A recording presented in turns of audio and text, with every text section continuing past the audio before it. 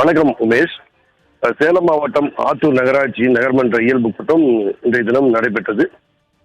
கூட்டத்தை தொடங்கியவுடன் நகர்மன்ற தலைவரான நிர்மலா கவிதா அவர் பேசத் தொடங்கினார். அது மட்டுமல்ல, அந்த கூட்டத்தில் பல்வேறு தீர்மானங்கள் முன்வைக்கப்பட்டிருந்தது. அதுல பெரும்பாலான தீர்மானங்கள் அதிமுக உறுப்பினர்களால் ஏற்றுக்கொள்ள முடியாத நிலையில் இருக்கிறது. அதில் நம்ம குறிப்பிட்டு சொல்ல வேண்டும் என்றால், ஆத்தூர் நகராட்சியில் உள்ள கழிப்பிடங்களை பொது ஏலத்திற்கு விட்ட பிறகும் அதை பராமரிக்கக்கூடிய செலவின தொகையை நகர்மன்ற பொது நிதியிலிருந்து எடுத்து வழங்கப்பட்டிருக்கிறது.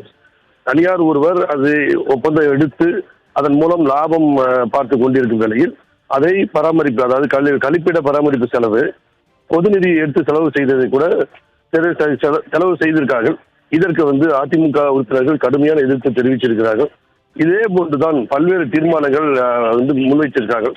ஆனா இந்த தீர்மானங்கள்ல ஏற்றுக்கொள்ள முடியாது என்று கூறி அதிமுக உறுப்பினர்கள் குரல் எழுப்பும் போது திமுக உறுப்பினர்கள் குறுக்கிட்டு அவர்களை பேச விடாமல் தடுத்திருக்கிறார்கள்.